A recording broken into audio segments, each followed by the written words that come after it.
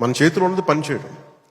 So Telugu cinema అనేది irrespective మనం ఈ ఫ్యాన్ వార్డ్స్ ఇవన్నీ చూస్తూ ఉంటాను. నాకు చాలా చాలా మీరందరూ ఏకాభిప్రాయం అంటే మీకు ఒక డెఫినెట్గా మన ఇంకొక హీరో మనకి ఇష్టం అది చూడాలి, కానీ అబ్యూజివ్గా ఉండిపోవటం, ఆన్లైన్ వార్డ్స్ అబ్యూజివ్గా అయిపోవటం ఇది ఒక రైట్ వాతావరణం అనిపించదు నాకు.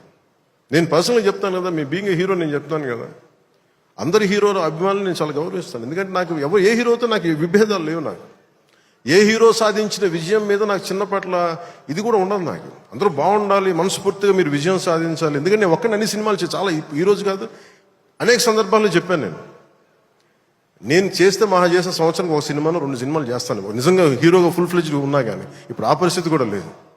అలాంటిది ఇన్ని థియేటర్లు ఇంత ఇన్వెస్ట్మెంట్ రావాలి అంటే 100 సినిమాలు వస్తే తప్ప నిజంగా అక్కడ థియేటర్లు పోషింపలేదు. దాని తద్వారా ఉపాధి ఉంటుంది అందరికీ. అందుకని సినిమాలు బాగుండాలి, అందరూ చూడాలని కోరుకుంటాను తప్ప దాంట్లో మన సినిమా కూడా ఆడాలని నేను కోరుకుంటాను. ఒక హీరోగా నా ఒక ధర్మం, నా ప్రొడ్యూసర్స్ బాగుండాలని కోరుకుంటాను. నా సినిమాకి నేను చాలా లో టైంలో ఉన్నప్పుడు భీమ్లా నాయక్ అనే సినిమాకి మీరు నిలబడిన విధానం నేను మర్చిపోలేను. నా అభిమానులకి ఒకసారి అనుకుంటా, నేను మీరు కనుక లేకపోతే పవన్ కళ్యాణ్ అనేవాడు లేడు.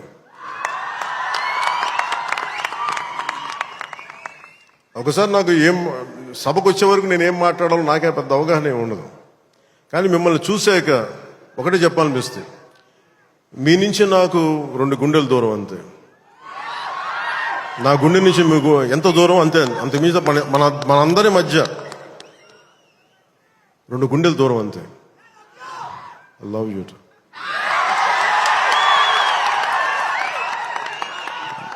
నేను సినిమా చేసినప్పుడు ఒకటే కోరుకుంటా, మీకు పవన్ కళ్యాణ్ సినిమా చూసినప్పుడు ఎలా ఉండాలి అని కోరుకుంటానంటే ఎంటర్టైన్మెంట్ ఉండాలి.